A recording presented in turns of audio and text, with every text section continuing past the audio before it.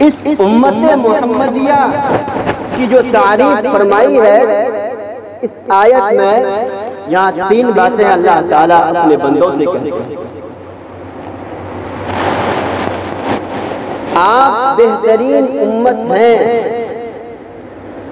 آپ سب سے اچھے امت ہیں، آپ سب سے افضل خاتم الانبیاء، تمام نبیوں کے سردار محمد عربی پاک صلی اللہ علیہ وسلم کے امت ہیں۔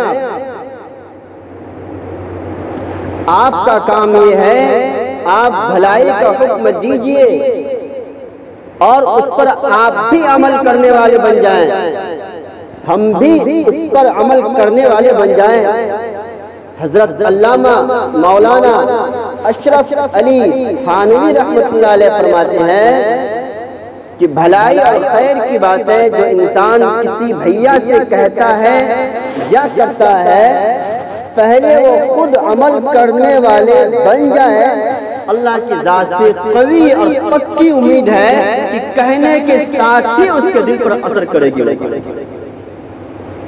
ایک باعمل انسان کے زبان سے دین اور اسلام کی جو باتیں نکلتی ہے وہ دل پر ضرور اثر کرتی ہے، اور دل پر اثر کر لینا یہی تو ایمان کی علامت ہے۔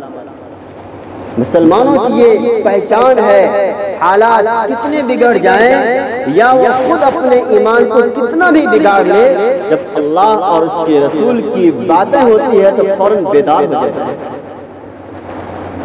پہلی بات جو اللہ تعالیٰ ہماری معذرت میں کہہ رہے ہیں، آپ بہترین امت ہیں، آپ بھلائی کرنے والے امت ہیں، بھلائی کی بات آپ کہتے ہیں، لوگوں کو آپ حکم دیتے ہیں، اور آپ لوگوں کو منکر سے، برائی سے آپ روکتے ہیں اور خود بھی آپ اس پر عمل کرنے والے بن جائیں۔ آگے وَتُؤْمِنُونَ بِاللَّهِ، اور ہم ایمان اللہ تعالیٰ پر ایمان لانے والے ہیں۔ فضائل اعمال میں حضرت علامہ شیخ الحدیث مولانا زکریا رحمۃ اللہ علیہ فرماتے ہیں ایمان لانے کا مطلب کیا ہے؟ من قال لا الہ الا اللہ دخل الجنہ، جو بھی لا الہ الا اللہ کہے گا وہ جنت میں داخل ہو جائے گا۔ اس کا مطلب کیا ہے؟ حضرت ماں فرماتے ہیں، اس حدیث کے نیچے حضرت فرماتے ہیں کہ اس کا مطلب یہ ہے کہ ایک ایمان والے جو اقرار کرتا ہے لا الہ الا اللہ کا، اس کے ایمان میں اتنا پاور، اتنا تر و تازگی اور جان ہو اس کے ایمان میں کہ اس ایمان والے بھائی کو اس کا ایمان ہر چھوٹی اور بڑی وہ کام جس سے اللہ تعالیٰ ناراض ہو جاتے ہیں وہ ایمان اس کو روک لے۔ یہ ہے ایمان کا تقاضا۔ کوئی بھی چھوٹی بات ہو یا چھوٹا کام ہو جس سے ہمارے اللہ تعالیٰ ہم سے ناراض ہو رہے ہیں، یہ ایمان کی علامت اور شان ہے کہ ہم اس سے رک جائیں، اور ایمان میں وہ پاور ہو ہمارا کہ وہ ایمان ہمیں جکڑ دے اور روک لے۔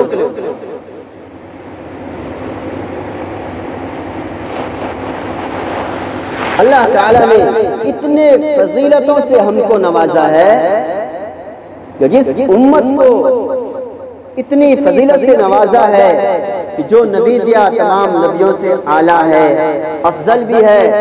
نبی کریم صلی اللہ علیہ وسلم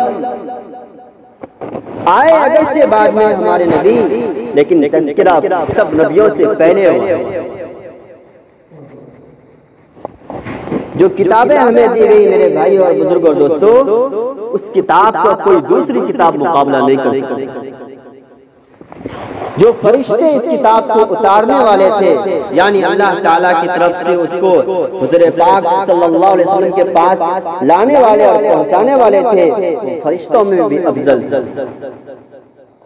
اور جس امت کو یہ کلام قرآن دیا گیا وہ امت بھی ساری امتوں میں اعلیٰ ہے، افضل ہے، بہتر ہے۔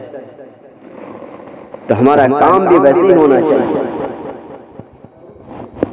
کہ ہمارا کام ایسا کام ہو کہ جس طرح صحابہ اپنے محبوب صلی اللہ علیہ وسلم سے دین سیکھنے کے لیے اپنے مال کی قربانی ایسی پیش کیا، اس طرح پیش کیا کہ دنیا کی کوئی دوسری قوم جو ہے مثال نہیں دے سکتی، اور تا قیامت تک صحابہ کرام کے قربانیوں کا پوری امت مل کر بھی اگر چاہے ایک صحابہ کے پیر کے دھول کے برابر بھی ہے تو ادا نہیں کر سکتے۔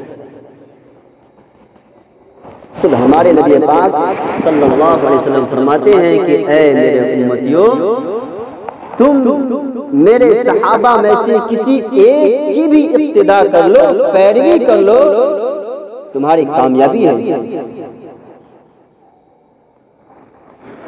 اس طرح میرے بھائی، اس طرح صحابہ کرام اس دین کے واسطے ہر طرح کی قربانیاں پیش کی ہے۔ بڑے بڑے نبیوں کو اور رسولوں کو جو تکلیف دی گئی ہے ہم سب اچھی طرح جانتے ہیں۔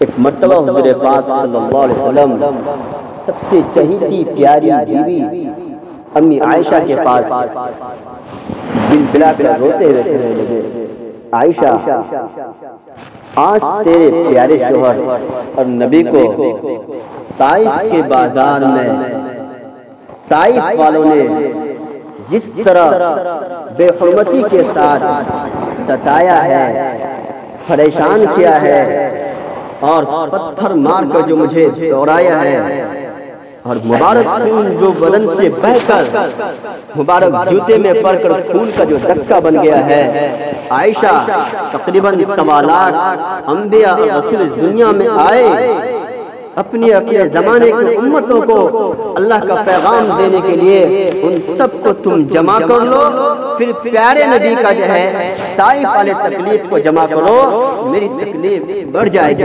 تمام انبیاء علیہ السلام۔ میرے بھائی، یہ دین بہت بڑی نعمت ہے، جس کے پاس ایمان نہیں ہے اس کی کوئی قیمت نہیں ہے، اور جس کے پاس ایمان ہے اللہ تعالیٰ کے ہاں کوئی قیمت نہیں ہے جب اس ایمان میں عمل نہ ہو۔ قرآن ہر جگہ کہہ رہا ہے وَعَمِلُوا الصَّالِحَاتِ۔ ایمان کے بعد سب سے پہلا مطالبہ عبادات میں جو ہوا ہے وہ نماز کا ہوا ہے۔ اگر ہماری نماز ہمارے نبی کریم صلی اللہ علیہ وسلم کے مطابق ہو جائے، میں بخدا اللہ تعالیٰ کا قسم کھا کے کہہ رہا ہوں قرآن کی آیت کے حوالے سے کہ ہماری نماز ہمیں دنیا میں بھی کامیاب کرائے گی، آخرت میں جو ہے ٹھیکیدار بن جائے گی کامیاب کرانے کا انشاءاللہ۔ میرے بھائی، بڑا افسوس ہوتا ہے کہ ہم لوگ جو 7-8 مہینے سے جو حالات گزرے، اللہ کو جو منظور تھا ہونا وہ ہو گیا، لیکن اس میں اگر نقصان ہوا ہے تو ہمارے دعوت و تبلیغ والے کام کا نقصان ہوا ہے۔ اس میں اگر نقصان ہوا ہے ہمارے علماء اور حفاظ کرام اور نونہال طلب اعظام کا نقصان ہوا ہے، اگر ہمارا نقصان ہوا ہے اس میں ہمارے مکتبہ کا نقصان ہوا ہے، یعنی ہمارے دین کے کام جتنے بھی اعتبار سے ہیں ٹھپ پڑ گیا، نقصان ہو گیا۔ اچھے اور مضبوط ساتھی اس کام سے سست پڑ گئے، اور یہاں تک کہ نماز کی بھی پابندی نہ ہونے لگی۔ میرے بھائی، اللہ کا بڑا فضل ہوا کہ پھر دھیرے دھیرے ہمارے بزرگوں اور اکابرین کی دعاؤں کی برکت سے پھر راستہ ہمارے لیے، یعنی ہم سب بھیا کے لیے دیندار بننے کے راستہ ہموار ہونے لگے۔ حضور پاک صلی اللہ علیہ وسلم فرماتے ہیں صحابہ سے، بھائی سب سے زیادہ عقل مند کون ہے؟ تو صحابہ ہم لوگوں کی طرح جو ہر بات میں ٹل ٹل ٹپک ٹپک کرنے والے نہیں تھے، فرمانے لگے اللہ اور اس کے رسول ہی بہتر کو جانتے ہیں۔ اللہ کے نبی فرمانے لگے سب سے زیادہ عقل مند انسان وہ ہے جو موت سے پہلے موت کی تیاری کر لیتا ہے۔ ہاں میرے بھائی، کس وقت اللہ تعالیٰ کا بلاوا آ جائے معلوم نہیں ہے ہم سب کو۔ موت سے پہلے موت کی تیاری کیا ہے؟ اس کی تیاری اچھے اعمال ہیں، ہر وہ اعمال ہے جس سے اللہ تعالیٰ ہم سے خوش ہو جائے، راضی ہو جائے۔ ہاں میرے بھائی، جو کام اللہ تعالیٰ جس کام کے لیے ہم کو بٹھایا ہے، یہ ایسی مبارک مجلس ہے، اس کو ہر کوئی جانتا ہے، چھوٹی بڑی موٹی کتابوں میں بھی ہے۔ اللہ تعالیٰ خود فرماتے ہیں فرشتوں سے کہ دیکھو فرشتوں، گواہ رہنا تم، ہم نے ان مجلس والوں کو جو میرے لیے جو ہے مجھے تلاش کر رہا ہے، مجھ سے جنت مانگ رہا ہے، اور میرے مخلوق میں جہنم بھی ہے، اس سے پناہ مانگ رہا ہے، بچنے کی دعائیں کر رہا ہے، گواہ رہو کہ ہم نے ہر ایک کی مغفرت فرما دی۔ اللہ، کتنی بڑی بات ہے۔ ایک بندہ جب ایک وقت کی نماز کو ادا کرتا ہے، جیسے ابھی ہم مغرب کی نماز کو ادا کی، پھر عشاء کی نماز کو ادا کریں گے، تو پھر فجر کی نماز ادا کرنے کی اللہ تعالیٰ ہمیں توفیق عطا فرمائے۔ اور نماز ان دونوں کے بیچ میں، فجر اور عشاء کے بیچ میں، رات کی تنہائی میں ہم سے جس طرح کا بھی گناہ ہوا ہے، علماء فرماتے ہیں کہ فجر کی نماز کی توفیق مل جانے کی وجہ سے اس کی برکت سے بیچ میں جو گناہ کے دریا تھے، تمام صغیرہ گناہ معاف کر دیے جاتے ہیں۔ ہاں میرے بھائی، اس دین کے کام میں ہم جتنا بھی لگیں گے، اتنا کم ہے۔ ہاں جتنے مال کی اور جان کی قربانی دیں گے اتنا کم ہے۔ اللہ تعالیٰ فرماتے ہیں کہ من خرج من البیت، حضور پاک صلی اللہ علیہ وسلم فرماتے ہیں من خرج من البیت لطلب العلم فهو فی سبیل اللہ، جو گھر سے علم حاصل کرنے کے لیے نکل جاتا ہے وہ اللہ تعالیٰ کے ذمہ میں ہو جاتا ہے۔ خدا حافظ، اللہ تعالیٰ اس کے نگہبان اور حافظ ہو جاتے ہیں۔ میرے بھائی، ہم بھی تو اپنے بستروں کو لے کر، گھر بار کی تمام چیزوں کو چھوڑ کر علم دین حاصل کرنے ہی کے لیے ایک گاؤں سے دوسرے گاؤں ہم سیکھنے کے لیے جاتے ہیں، سکھانے کے لیے نہیں جاتے ہیں۔ ہمارے بڑے فرماتے ہیں ہمیشہ یہ نیت رکھو، ہم جہاں بھی جا رہے ہیں ہم سیکھنے کے لیے جا رہے ہیں۔ اگر یہ اخلاص رکھو گے، اللہ تعالیٰ ایک دم چھپر پھاڑ کر آپ کو اچھے اعمال کرنے کی توفیق عطا فرمائے گا۔ وَإِنْ أَتَانِي يَمْشِي فَأَتَيْتُهُ هَرْوَلًا، کہ ایک نیک بندہ جو اللہ کے راستے میں نکلتا ہے، اگر سے مسجد آتا ہے نماز ادا کرنے کے لیے یا کوئی بھی اچھا کام کرتا ہے، اللہ فرماتے ہیں اگر آپ ایک قدم چلتے ہیں تو ہم 2 قدم چلتے ہیں، اگر آپ تیز آتے ہیں تو ہم دوڑتے ہوئے آتے ہیں۔ اللہ تعالیٰ کے جو آنے کا مقصد ہے ہمارے استقبال میں آتے ہیں، اور اللہ تعالیٰ ہمارے آنے سے پہلے جو شیطان نکل جاتا ہے اللہ تعالیٰ اس رکاوٹ کو دور فرما دیتا ہے۔ میرے بھائی، اللہ تعالیٰ ہم لوگوں کو اس اہم کام کو سمجھ کر اخلاص اور للہیت کے ساتھ اللہ تعالیٰ سے ڈرتے ہوئے انجام دینے کی توفیق عطا فرمائے۔ ہاں میرے بھائی، بڑی خوش نصیبی ہے ہم سب کے لیے۔ ہمارے مفتی صاحب فرماتے تھے بھئی کاش میں گھاس ہو جاتا، یہ کوئی نئی بات نہیں ہے۔ خود صحابہ کرام حضرت ابوبکر صدیق کی پوری امت میں نبی صاحب کے بعد کسی کا مقام ہے وہ حضرت ابوبکر صدیق کا۔ وہ کہتے کبھی کاش میں گھاس ہو جاتا، کبھی میں کچھ ہو جاتا تو پھر مجھ سے حساب نہ لیا جاتا۔ اتنے بڑے بڑے لوگ جو جملہ کر رہے ہیں، ہم لوگ دین کے جتنے بھی کام کریں اخلاص کے ساتھ، اس لیے کہ اچھی نیت کے بغیر اچھے ثمرات نہیں آئیں گے۔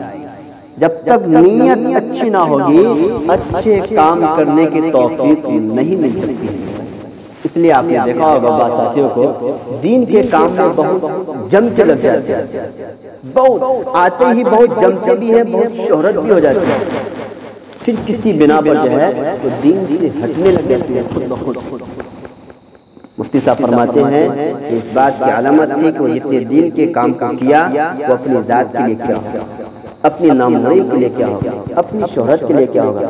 اگر اللہ تعالیٰ کے لیے کیا ہوگا، اللہ خود فرماتے ہیں کہ آگے مزید اور ترقی کی اور توفیق عطا فرمائیں گے۔ تو ہم سب کریں گے انشاءاللہ، سب تیار ہیں؟ بہت اللہ کا شکر ہے، ابھی 2-3 مسجد میں جانا ہوا، اچھے ساتھی دور ہیں سے ہماری خوشی ہوگی کہ ہمارے یہ ننیہال کے جتنے بھی ذمہ دار ساتھی ہیں، اس سے پہلے میں نے رائے رکھا تھا چند ساتھی 1-2 اور میں بھی ان کے ساتھ رہوں، ہر مسجد کے جو ذمہ دار ساتھی ہیں کم از کم ان سے مل کر جو ہے ان کے ایمان میں اور دیا جلانے کے لیے کوشش کریں انشاءاللہ۔ اللہ تعالی ہم سب کو دین کی تمام اچھی باتوں پر عمل کرنے کی توفیق عطا فرمائے۔